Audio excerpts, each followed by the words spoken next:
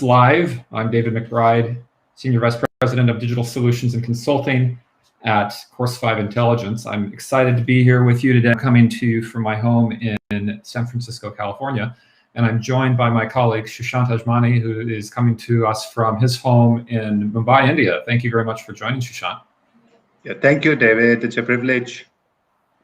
Let me give our audience a bit of background about you and an appreciation for what you do, and then we'll get into our topic. Sushant is VP of Product for Augmented Analytics at Course5. He has decades of experience in understanding customers through data and analytics and in marketing. Through his time at companies like Course5, Enabler, GSI Commerce, which was later eBay Enterprise, he has consulted for and advised literally hundreds of the world's largest enterprises. When I first joined Course5, I found this very interesting. I continually, and I still do actually, encounter people I know in the industry who say, "Oh, you work at Course5, you work with Sushant. Tell him I said hello." And everyone knows Sushant and everyone loves Sushant. And so I'm really excited and pleased that he's able to join us today and share with us some of his perspectives on insights platforms and what they are and how to adopt them, and how we can use insights platforms to better understand our customers and supply chains. So Sushant, thanks again for making time for this today. Sure. Thank you. Looking forward. So let's talk about insights platforms. Let's start with the definition. What to you is an insights platform? What are we talking about here? Yeah, I think it's a very broad term, because I think, David, you and me, we have been in the industry for maybe more than 2 decades now. And over these years, we have seen multiple different technologies, different platforms have emerged. So we all started our journey with the traditional BI world platforms like Cognos and Business Objects. Right. And the last 10 years were all the era of self-service, so the visual BI tools like Tableau and Power BI. They actually ruled the entire last decade. And but in the last 5 to 6 years, we have seen an emergence of a new breed of insights platforms, which I call it as augmented analytics platforms, who are trying to revolutionize this space, who are trying to make the insights more humanized or more curated, because as we both know that we all are living in a very hyper-connected world. There is too much data, and right. Most of the business stakeholders are kind of overwhelmed. Sometimes they find it intimidating to deal or engage with some of these platforms. So I think we are entering into an era where small is or less is more. So insights platform, to me, any platform which helps speeden up the decision-making process, which actually cut down the amount of time it takes for you to generate and publish the insights. Interesting. Okay, so I remember from my time as a practitioner that it was common for me to be in a meeting with a team of decision makers, and they would have a question about either something that had happened in the past, or they would say, "What if we do this? What do you think? What will happen there?" And often I would have to come back and say, "Let me get back to you." And by the time I got back to them, they had moved on. They had already made a decision, because we didn't have access to something. There was just so much data, or there were corrections that we had to make in the data. It was hard to query the data. That ultimately it was a rather dissatisfying experience. That was more common than I wish were the case. So it sounds like these insights platforms are trying to address that kind of problem. Yes, you're absolutely right. You're absolutely right. And I think we are at a very perfect time, because some of the executives that I engage with on a weekly basis, I'm seeing a very interesting trend where the executives and even the functional users are asking for that, how can we have a day which is not just full of data, but more full of insights? And these insights should be facilitated to us in a very low latency environment, which are not dated, something very actionable and relevant to me, something which I find it very contextual based on the time of the day I am in. So I think you're absolutely right. We are in a right time, and there's a lot of innovation still needs to happen. There's a lot of new platforms that are emerging up, and I think I'm very excited to see what the future unfolds for us. So this is an area where I think we can naturally expect a lot of innovation. Just as you said, Tableau, Power BI, Looker, a lot of these sort of visualization-oriented BI platforms were front and center over the last 10 years or so, and rightly so. They brought to the masses kind of an enhanced, more clean way of looking at things. But there's still so many different ways of visualizing. You know, we sometimes go into some of our clients and there are hundreds of dashboards, and so they've just got so much data to pull through, to go through. So this concept of an insights platform helps with that. Do you have any experiences or stories that you've encountered where something like this either would have helped or has helped customers get to decisions faster? Yeah, sure, definitely. So here at Course5, we work with a variety of organizations in different industry verticals, whether it's CPG, FMCG, e-commerce, technology. And we are seeing an interesting trend which is coming up there. The organizations are asking for managing the insights operations by exceptions. That instead of looking at a variety of dashboards and scorecards every day, how can we be motivated or driven based on exceptions? Whenever the exceptions happen, we get notified. And once we get notified, a proper actionable path should be constructed for us. Okay, let me give you a good example. So we are working with a couple of large CPG enterprises, and we work very closely with their supply chain and logistics function, as well as their direct-to-consumer function. And you know that in the supply chain and logistics, the entire value chain is extremely complicated. There are so many different touch points where your products traverse from upstream to the downstream. And at each stage, any problem can happen. And in the field of supply chain logistics, every day there are plenty of problems that are happening. And it's very difficult to prioritize that what type of problems I should prioritize on or act on, and what kind of problems I can simply ignore. Okay, the consequence of that problem would not be that significant. So it's very important that when we talk about insights platform, when we're working with some of these clients, that how we can notify them about these exceptions in a very low latent environment, like in 2 to 3 hour time frame, alert them either to WhatsApp, either to email notifications, and then expect from them whether they take an action or not. And the moment they take an action, how to take that action as a feedback and further recalibrate the models. So when you're talking about the new age of insights platform, the closed feedback loop is the most critical aspect here. Because it's not just about publishing the insights, it's also about capturing the action that the business user has taken so that you can further recalibrate your insights when you push the next set of exceptions, maybe after 3 or 4 hours. So it sounds like that's a strong use case for AI, where the system learns what was valued in the past and maybe what wasn't, and it automates prioritizing what was useful in the past. Yes, absolutely. So machine learning and AI is the whole foundational aspect here, because you need majority of the machine learning based solutions survive on the feedback loop. And there is no feedback loop, then you don't see the true value coming out of it. And even the whole AI aspect learns based on the learning. So, and there are multiple ways to capture these feedbacks. Sometimes when we publish the insights through our portals or through the mobile applications, we expect people to, when they are engaging or interacting with these insights, to share their feedback in the form of emoticons. They click on smileys. Sure. They can maybe send an email. They can interact through a messenger. They can interact through a bot. Okay. Yeah. Or maybe sometimes they take an action by opening a ticket in the Jira or any service now, any ticketing platform. So this is what we call it as a more active way of giving the feedback. The other ways is where we use the power of analytics behind the scene.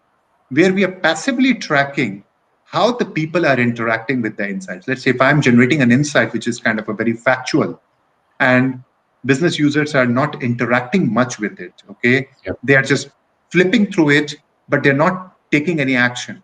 So that's a good feedback that maybe this insight is just good to know. It is not motivating enough for them to take action. So Yep. these are some of these indicators that we need to keep on capturing it throughout the consumption journey so that the machine learning models can become smarter and smarter. Interesting. So if you're just joining, we're talking about insight platforms with Sushant Ajmani. If you have questions, please feel free to add them. We're on YouTube and Facebook and Twitter today. So we'd love to respond to any questions that you might have on the topic of insights platforms or generally taking data and acting on that data more quickly and more routinely. In the supply chain case that you mentioned earlier, Sushant, it seems like there's many opportunities for decisions, as you said. Data's coming in, it's new data frequently. I can envision a CPG company that has maybe a manufacturing center or a warehouse, a distribution center, and some shipment, whether it's ocean freight or rail or a truck, it's a component that is required for the next stage isn't showing up on time, and that has downstream effects and impacts, and decisions have to be made.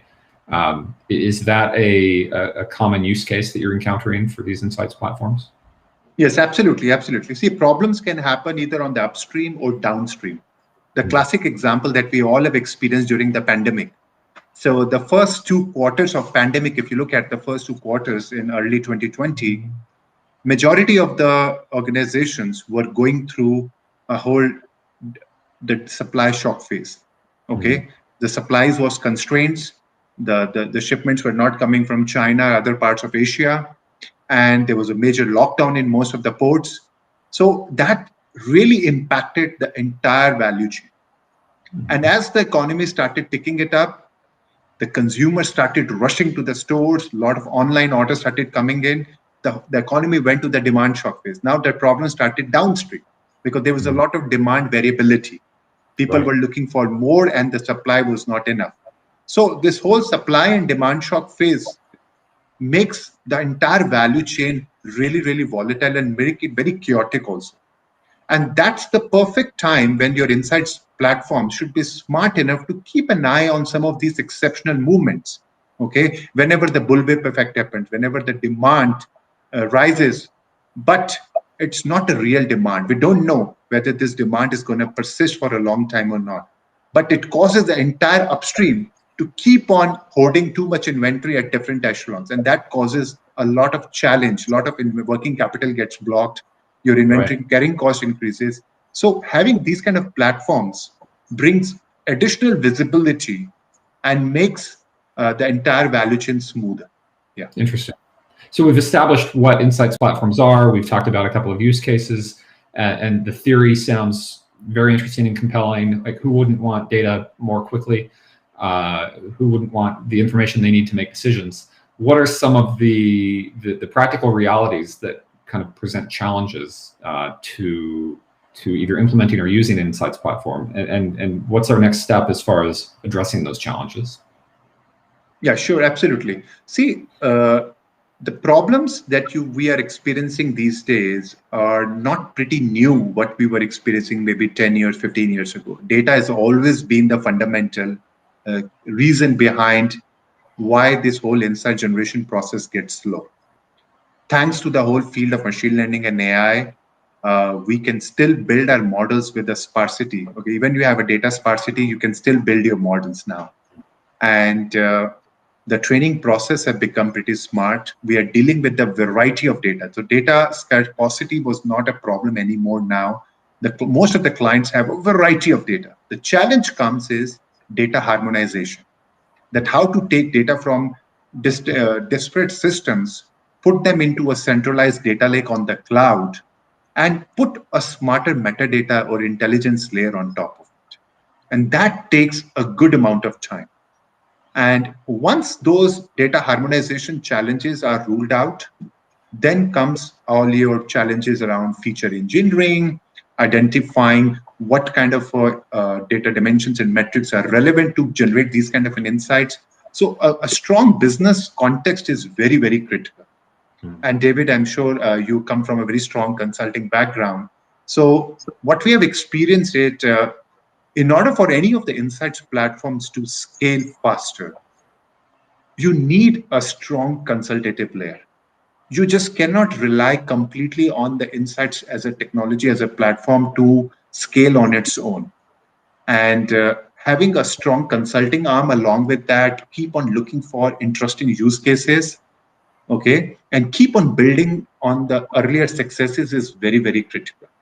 Yeah. And I'm sure, David, you might have experience in your other organizations that what role consulting plays here. Yeah. So yeah, for me, when you talk about that, what comes to mind for me is the fact that when a consultant comes in, there's a variety of roles that he or she can play.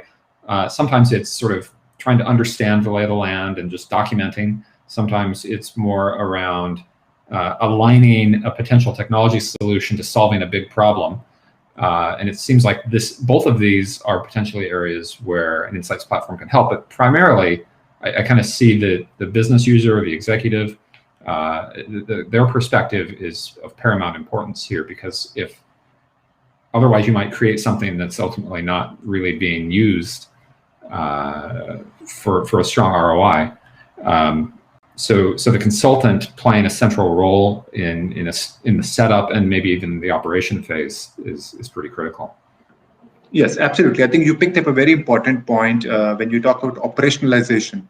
See, the fundamental problem in our insights ecosystem is adoption.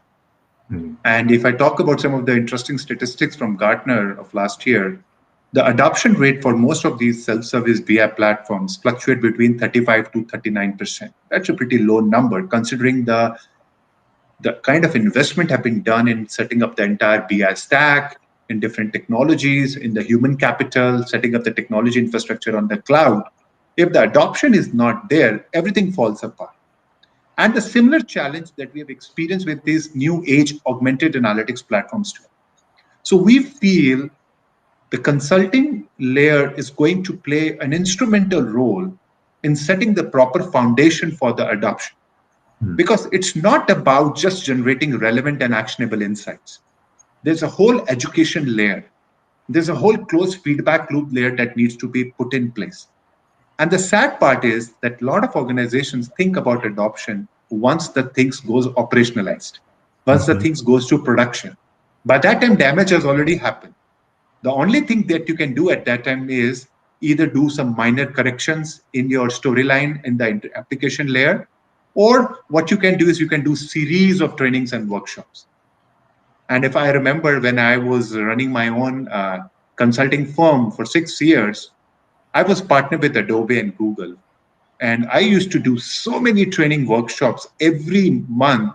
Sometimes it really fascinated me that how much money goes into trainings and how much money the companies invest in conducting same set of training for their workforce. And the challenge is that the churn is very high. And the second thing is these technologies are complex. It takes time for people to grasp it while doing their day-to-day operations. That was actually another question that I had. What should people expect in terms of how long it takes for them to realize some positive ROI here? Like, say I decide I'm going to prioritize. I've got too much data. I need to start focusing on generating insights from that data. I'm going to invest in an insight platform. From that time until, and I would assume it's kind of a gradual uptake, but to the point where I'm really feeling good about the results I'm getting. Are there any standard duration or timeframes that you've encountered? Yeah, sure, definitely. And I think there is no single answer for this, simple answer for this. It all depends on the type of industry and the business function you are catering to. So let me give you some examples of different functions. If you are working in the supply chain and logistics, cost optimization is the most important aspect for them. Okay, every supply chain head wants to optimize his overall supply chain cost. Okay, because they are very much responsible for the cost and the bottom line improvement. However, if you look at the e-commerce as a channel, the conversion rate, the revenue lift, the improvement in the abandonment rates on the website plays a very, very important role. Okay. And if you're working in the media industry, again, making sure the cost per acquisition is under control. We are driving the better ROI from the different marketing channels. Okay. Our cost per click should not be significantly higher for the different keywords that we are buying.